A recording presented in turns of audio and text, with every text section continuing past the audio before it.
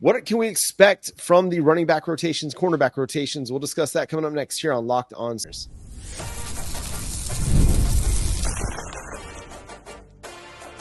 You are Locked On Sooners, your daily podcast on the Oklahoma Sooners. Part of the Locked On Podcast Network, your team every day.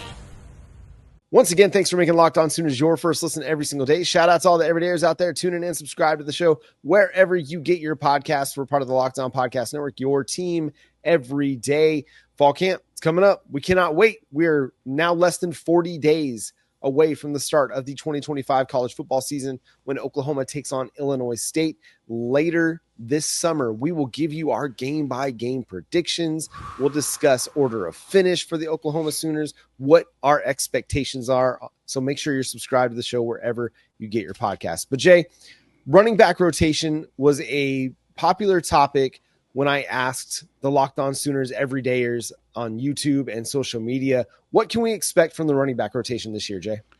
Yeah, so of course, Jaden Ott is your main guy. The man number one is Jaden Ott.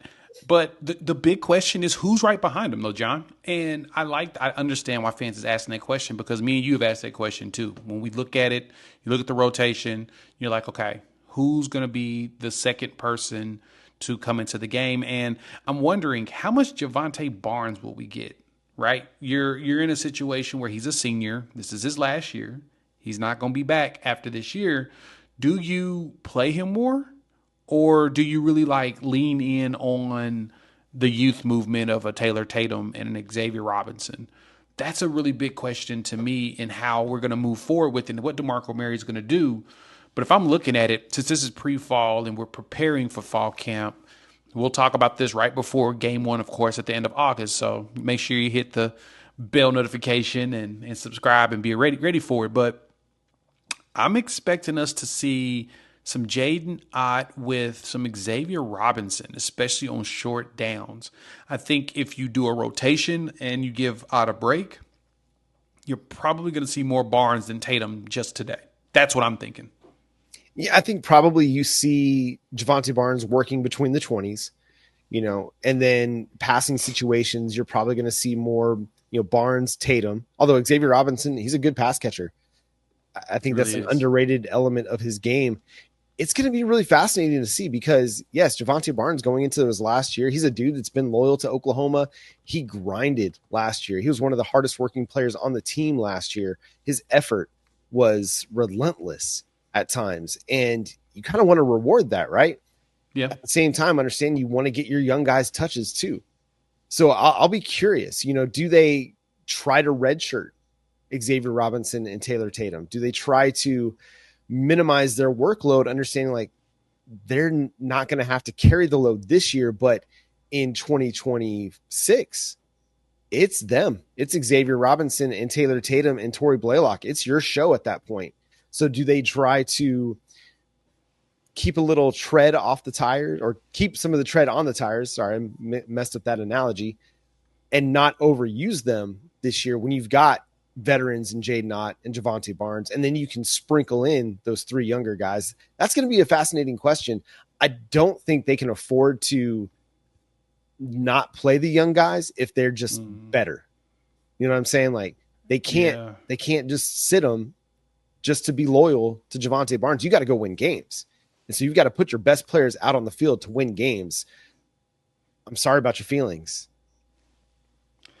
Yeah, games and wins are of critical. Wins are critical. But Javante Barnes can really contribute to that, though. He's your hardest worker, and he can block. We might not see much of him, unfortunately. And it's the running back room is improved. I expect us to see some Tory Blaylock at some point. I hope so. At his size and power, he could push his way up to where he's playing a lot more than we anticipate, and we're going to end up in the portal to go grab somebody else because somebody else is going to end up leaving because Tory Blaylock is that darn good. And so I can see us getting him some run as well. I want Taylor Tatum to pop. He needs to pop and show his shiftiness like Jaden Ott and show us that he's that dude, because I would love for him and Xavier Robinson to be your two-headed monster come next season, that they're the two guys that you run the most, and then really run Tory Blaylock right after that, him as well as whomever else you have in the backfield. Maybe Andy Bass, if he's healthy. That would be dope. But I want Tatum and Xavier Robinson to pop. X-Rob. I really want that combo to pop. And I think they've earned the right to get significant opportunities. You know, regardless of the Taylor Tatum fumbles, he's flashed the potential, right?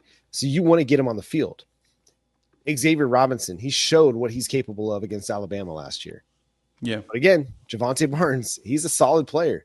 And you got to have guys like him. He's one of your glue guys on this team. He's a leader on this team.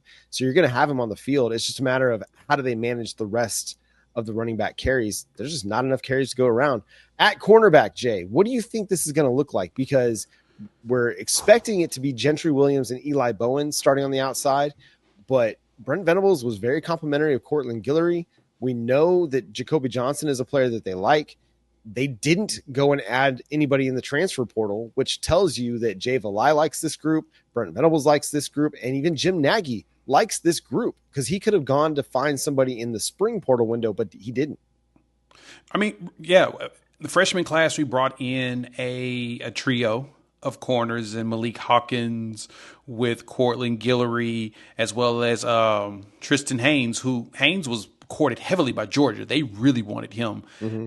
And so to me, with the young guys you have with Devon Jordan as well as J.J. Newcomb, you know that you've got a good, solid group, especially with depth. But Courtland Guillory's just a dog, man. He's one that he feels like he's been overlooked, and he's out there to prove everybody wrong. And so to me, I can see that rotation maintaining with Gentry and Eli, and then you go into like a Newcomb, and because Jacoby is athletic as hell, and I think that he has all the potential, but he plays like he got two left feet. He be always tripping and falling, and that's be killing me, man. Like, yep. Dude, I've been hyping you up like crazy, and every time I look up, what happens, John? Trips up and falls. I need him to not do that this year, which I think he's working on his footwork, and he'll get there because he's so athletic. Mm-hmm. And that's the one thing everybody raves about, his athleticism. I just need him to show me that. But I wonder if some of it was a conditioning thing, because he really just got his first significant playing time in the second half of last year. I mean, fair. As a true freshman, yeah. I mean, you could be nerves are there too. He just hadn't played much. Well, he wasn't a true freshman because he came in that 2023 class, right? I think you might be right.